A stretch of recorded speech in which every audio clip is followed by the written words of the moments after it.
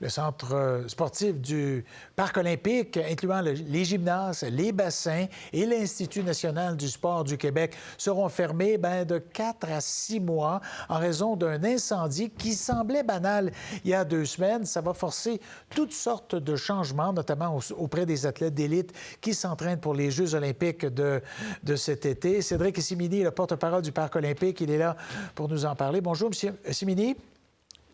Bonjour, M. Masson. Alors, dites-moi, est-ce que ça vous a surpris de voir qu'on a fait une estimation que ça va prendre de 4 à 6 mois pour tout décontaminer? Bien, en fait, c'est vraiment la fumée qui constitue le plus gros des dommages. Donc, quand on a eu l'incendie, quand l'incendie est survenu le 21 mars dernier, celui-ci a été rapidement maîtrisé. Malheureusement, le foyer d'incendie était près des fenêtres de l'Institut national du sport. Celles-ci ont éclaté. Et la fumée s'est engouffrée, là, on le voit sur les images, là, les ouvriers de barricade, là, les fenêtres. Celle-ci s'est engouffrée dans le centre sportif, dans l'INS. Elle est rentrée dans le système d'aération et la suie s'est propagée à tous les étages de la tour. Donc, on parle de 14 étages. Et donc, c'est vraiment la décontamination de ces étages-là avant de pouvoir rouvrir les installations publiques qui est le nerf de la guerre. C'est sur ce quoi on travaille présentement depuis le 21 mars dernier. Est-ce qu'il y a un secteur par lequel vous commencez en premier? Je ne sais pas, est-ce que vous commencez par vos locataires là, des jardins dans la tour avant de descendre ou si on fait la piscine? Est-ce qu'il y a un ordre? On est en train de regarder, on est en train d'évaluer plusieurs scénarios. Là, on n'a pas terminé l'étendue des dommages, là, ce qui explique que oui, on avait promis une mise à jour le 2 avril, donc cette mise à jour, elle a été faite 2 jours plus tard. On le voit ici, là, dans les images, ce sont les étages touchés. En haut, il y a les locaux de notre locataire Sigma RH. En vert, vous avez le deuxième locataire, le Mouvement des Jardins. L'INS est en mauve, le centre sportif est en bleu. On parle ici là, de 66 000 m².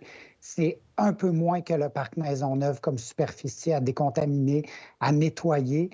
Donc, on est en train de regarder la stratégie, comment on peut faire, mais nous avons déjà commencé. Là. Il peut y avoir une bonne nouvelle, c'est qu'en date d'aujourd'hui, il y a présentement, au moment où on se parle, près de 300 ouvriers qui sont là, qui sont vêtus là, de vestes de protection, de masques et qui sont en train de nettoyer, faire de la qualité de l'air, recenser, enlever la suie.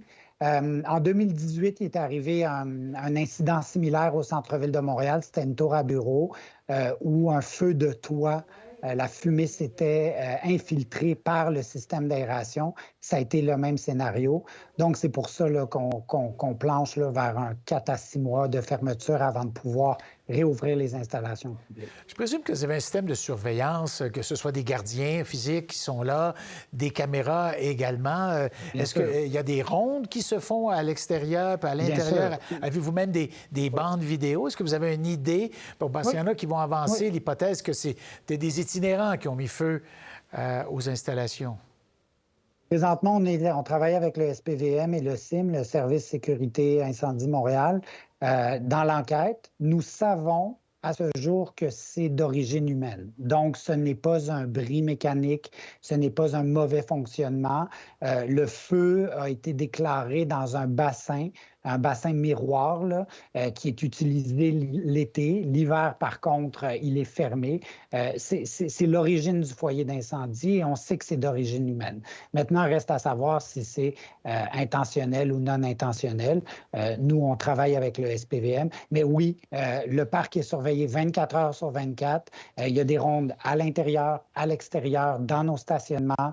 Il y a des caméras partout sur le site et toutes les informations ont été transférées au SPVM pour l'enquête. Très bien. Monsieur Simini, merci beaucoup d'avoir été disponible ce matin. Merci à vous. Au revoir. Pour voir nos émissions en entier, rendez-vous sur la chaîne Ici RDI.